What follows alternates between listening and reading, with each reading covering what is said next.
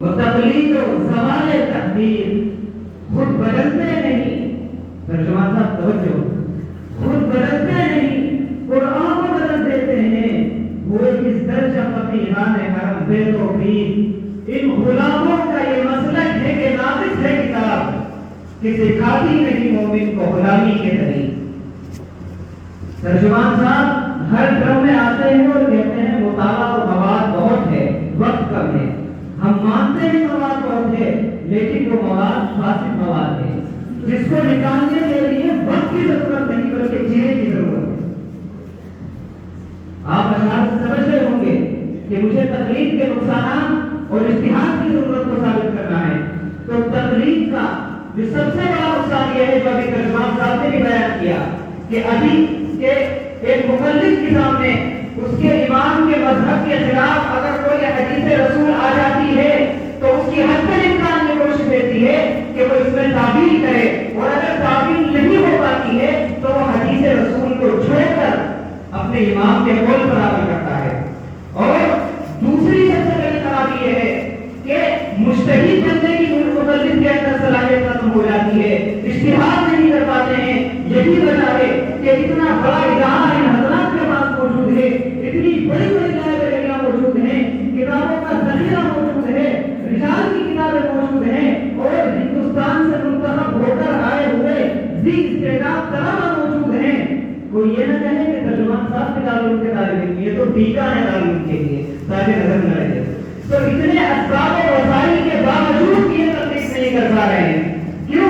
اس لیے کہ انہوں نے اپنے ذہن پر یہ بات سوال کر رکھی ہے کہ ہمیں تقلید ہی کرنی ہے, اجتہاد نہیں کرنا ہے, تو مجتہد کیسے کریں گے. اور تیسرا سب سے بڑا نقصان ہے, بلکہ یہ کہہ دیجیے کہ ایک طریقے سے محرومی ہے کہ براہ راست کتاب مسند سے رجوع نہیں کر سکتے, براہ راست کتاب سے استفادہ نہیں کر سکتے, جو اعزاز کی بات ہے اس سے بھی یہ لوگ محروم ہیں.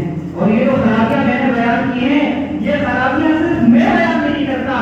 اٹھائیے تاریخ رات و عظیمت, آپ کے عالم اہل سنت والجماعت سے تعلق رکھنے والے, یہ کتاب آپ کی انجمنوں میں انعام سے تقسیم کی جاتی ہے. مولانا علی میاں نقوی علیہ الرحمہ ابن تیمیہ کی دعوت کا اور اس کا اثر عنوان قائم کرتے ہیں. اس کے تحت لکھتے ہیں کہ اجتہاد اور استنباط کا سلسلہ عرصے سے مضبوط تھا, نئی علمی و فکری حرکت اور براہ راست کتاب و سنت کی طرف رجوع کی تحریک ابن تیمیہ نے پیدا کی.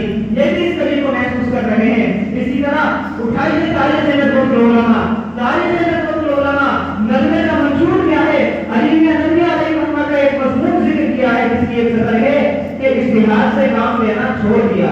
اجتہاد جو اپنے اعلیٰ نازک اور نہایت ضروری شرائط کے ساتھ بہرحال علماء اسلام کا فریضہ اور بدلے ہوئے زمانے کے رہنمائی کا ذریعہ تھا, عملاً معطل اور مستور ہو گیا. کیا کہیں گے ترجمان صاحب, آپ کے عالم کی عبادتیں آپ کے سامنے پیش کی جا رہی ہیں, اگر یہ عبادتیں غلط ہیں تو مائک پر غلط غلطی کہیے کہ عبادتیں غلط ہیں, کہیے عبادتیں غلط ہیں, کہیے عبادتیں غلط ہیں, اور اگر نہیں کہتے تو آپ کی خاموشی آپ کے لیے بہتر ہے. دیکھیے آپ اس طرح جب بات کریں گے پھر گفتگو نہیں ہو جائے گی, سمجھ رہے ہیں. اس کا بہت زبردست جواب ہے میرے پاس, سمجھ رہے ہیں. ہم ہمارے معذرت اپنے کام یہاں پہ تشریف فرمائے, ہم وقت کا یاد کرتے ہوئے, صرف وقت کا یاد کرتے ہوئے بتانا یہ ہے کہ رسمی ملاقات ہے کہ یہ پوائنٹ پہ ہم آپ کو روک لیتے اور پتہ چل جاتا کہ مقاصد کے اندر جتنے بھی مقاصد ہیں سارے پتہ چل جاتا سب کی سماپت کے اندر. اور جتنے بھی آپ کے اعتراضات ہیں سب کا میں نے جزوی طور پہ جواب دیا ہے. میں یہی جواب وقت کی قلت ہے, معذرت کام تشریف فرمائے, کل سبق بھی پڑھنا ہے. 5 چیزیں جو انہوں نے اپنی ثابت کی, کہا کہ 5 کی ثابت کی, ہم نے ذریعے سے 5 کی ثابت کی, آپ بتا دیجیے 5 چیزیں ہم نے ثابت کرنی. اس کے بعد میں ابھی جو ان کے پاس آئے ہیں ان کے شیئر کروں گا کہ تیرے ہوٹل سے تیرا طرز جنوب ہوتا ہے, قابل لگا تیرے ہوٹل سے تیرا طرز جنوب ہوتا ہے, بات کرنے کا طریقہ نہیں تو کیوں بولتا ہے. اور اس کی پوری مقدسیت کی جماعت میں تیرے میں کہوں گا کہ نہیں